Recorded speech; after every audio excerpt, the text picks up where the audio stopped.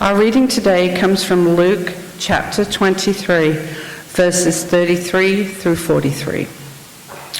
When they came to the place that is called the Skull, they crucified Jesus there with the criminals, one on his right and one on his left. Then Jesus said, "Father, forgive them, for they do not know what they are doing." And they cast lots to divide his clothing. And the people stood by watching.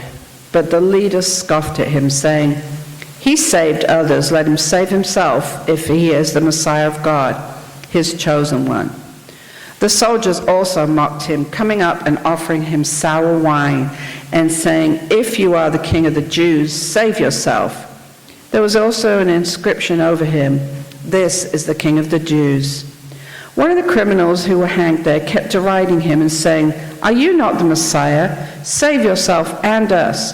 But the other rebuked him, saying, "Do you not fear God, since you are under the same sentence of condemnation? And we indeed have been commended justly, for we are getting what we deserve for our deeds. But this man has done nothing wrong." Then he said, "Jesus, remember me when you come into your kingdom." He replied, "Truly I tell you, today you will be with me in paradise." There's this organization in Atlanta called Focus Community Strategies, and they do community development work. In other words, they go and work for a long period of time with one particular neighborhood to build it up. They do economic development work, they do housing development, they do just general neighborhood beautification. They do good work. And FCS, as they're called, was working and is working in South Atlanta. And as they started, they ran into a problem that I think is common to many different spots, a problem of vandalism. There were folks with spray paint, throwing up tags, and doing what they do on all of these buildings across South Atlanta. And you can take a number of different approaches with vandalism, right? You can go to the police and seek punishment for those doing criminal things, have police stake out and catch the bad guys. They could have taken a fix the problem approach and put fences and barriers up and bars on windows and all of that stuff. But what they did instead was they recognized the talent and the gift that was there in the folks doing things they shouldn't. They saw that some of what was going up was actually really beautiful. And so they found the folks that were putting up the vandalism and they paid them to make stuff like this.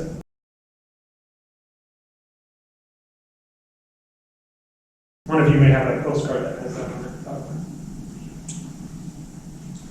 it. We are at the end of Luke's story. Jesus has been born. He's done his ministry walking with outcasts, calling, frankly, everyone out for their bad behavior, leaders, common folks, disciples, everyone. Jesus has done his miracles. He's made his way to Jerusalem, and now we find him on the cross dying. He's been tried, he's been condemned, he's been beaten, and now he's crucified. And frankly, Jesus being crucified is really strange if we pay particular attention to the passage. It's strange because Luke makes it abundantly clear at this point that Jesus has done nothing wrong. It starts with Pilate in Luke 23:4. Pilate says explicitly, "I find no basis for an accusation against this man. He's done nothing wrong."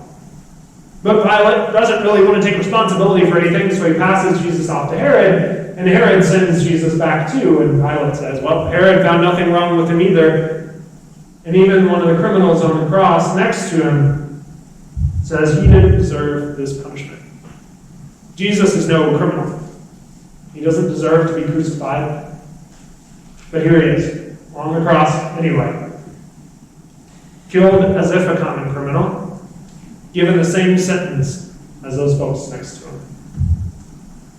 And as we read this, at least as I read this, the question that comes to mind for me is, why in the world is Luke making this point? Why in the world is Luke so focused on the fact that Jesus is no criminal? Why is this important, Luke? And the answer I came to, and maybe it's one you'll come to or maybe not as well, is that I think Luke wants to emphasize That Christ, right, the one we follow, though no common criminal, is one who is found with the everyday person. He's found with the everyday person. The first sign I see, at least, that Luke is trying to do this is that little passage in the beginning. Rebecca actually did a really good job of reading it this way. If you noticed, there's a separation in the story between the people and the leaders.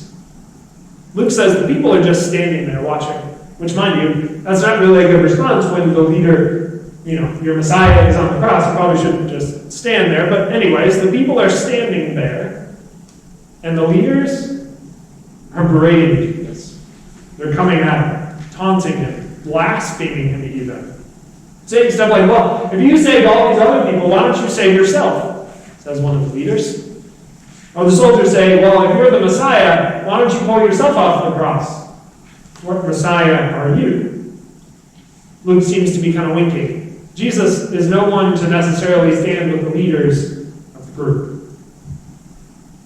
And then we find him hanging on a cross, which he didn't deserve, next to two common criminals. Jesus, God incarnate, as we believe, took this whole being with people to another level, to going where the people are, even getting the same sentence as a common criminal.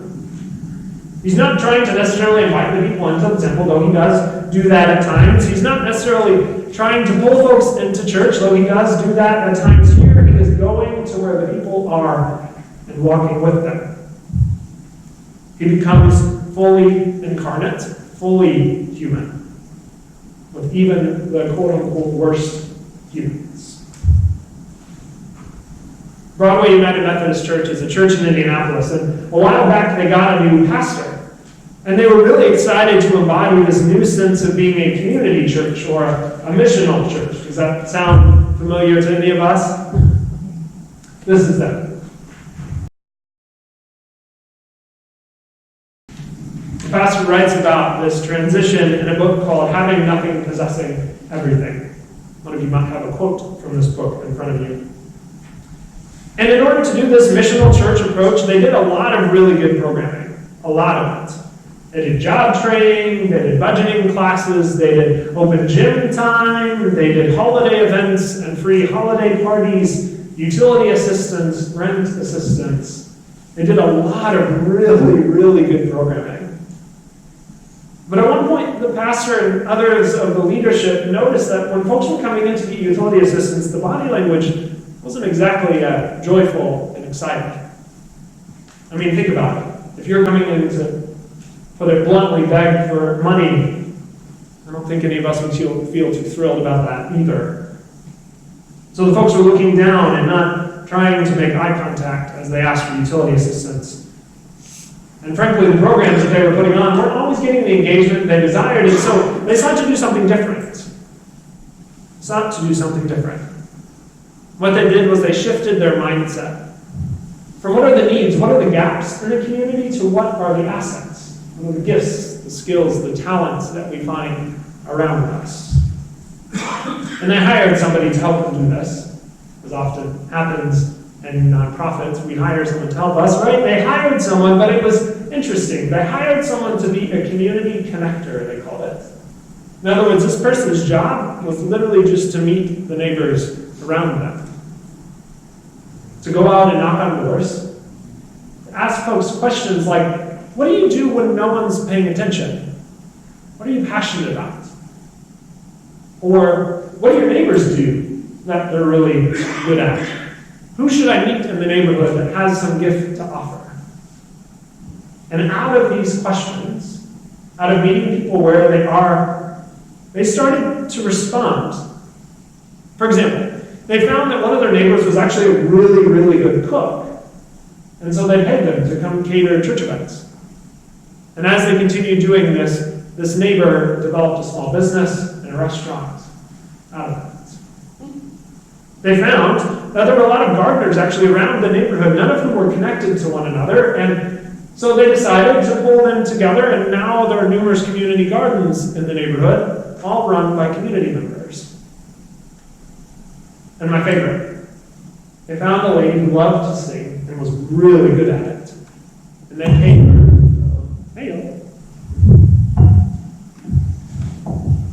They paid her to stand on the corner at around 2:30 or 3 o'clock and just sing to her heart's content as the kids came home from school. They shifted their mindset. What are the gaps and the needs? What are the talents and the skills? And I think Luke is doing this too in his passage. Did you notice who was the best embodiment of God in this passage? Christ, yes. But who else? It was the other criminal on the cross. This criminal was echoing the work of the saints of old. He was echoing Joseph, who when he was talking to his fellow prisoner and how this other prisoner would be released, he said to him, "Remember me when all is well." Like the criminal, remember me. He was echoing Hannah, who when praying to God in 1 Samuel said, "Remember me." Or Nehemiah, or Job, or the psalmist, or even Jeremiah. The criminal, the average, everyday, even the worst of us, was the one that was actually echoing the people of God from before. Not the leadership, not the soldiers, not even the crowd that was around him. It was this criminal on the cross that was saying, "Jesus, remember me." And this criminal was actually the one who embodied Christ as well. In Luke, there's this word to rebuke, which in Greek is epitomao. Excuse me if I mispronounce it, I don't speak Greek. But it occurred 12 times in the book of Luke, to rebuke, 12 times. And almost always it was Christ doing the rebuking. Calling out sinners, calling out demons, rebuking bad spirits, right? Jesus is the one who did it. But in this passage in particular, it's the criminal, the one who's standing next to Jesus, the average, everyday, ordinary person who was doing the rebuking. This nameless person on the cross is the one who embodies Christ. It's the penitent thief. The penitent thief who is following Jesus more perfectly. Luke, I think in this passage, is reminding us that Christ, that the Spirit of God, that the love of God is not necessarily found in leadership, is not necessarily found even in institutions, or dare I say, always the church.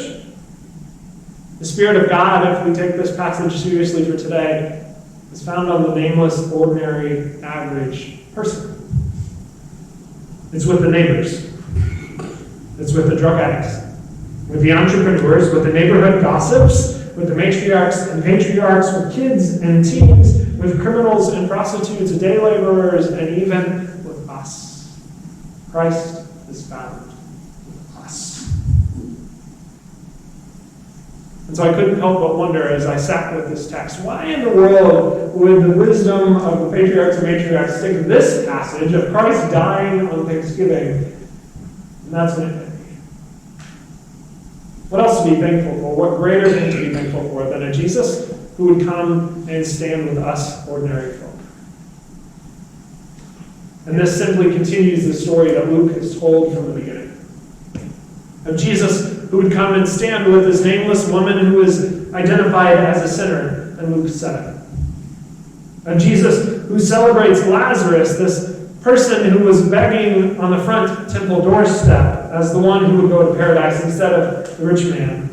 As Jesus who would celebrate the lost sheep and the lost coin and the prodigal son as opposed to everyone else.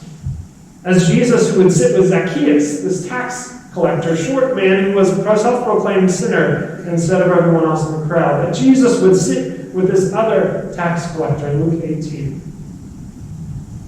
Jesus in this story, the Jesus that is upcoming in Christmas, was the one who stood with us, ordinary folks in the neighborhood. Criminals and non-criminals alike. So our call out of that is to be like Christ. Sure, to turn and receive God's grace and mercy, God's love, as always, but also it means to go out and be like Jesus, to find the normal, average, everyday person. It means going to neighborhood meetings It means going to the bars and restaurants around us, supporting those small businesses. It means going to the jails, even to holiday events, to block parties, to knocking on your neighbor's door. Let me say that again. To knocking on your neighbor's door and asking them what they're passionate about.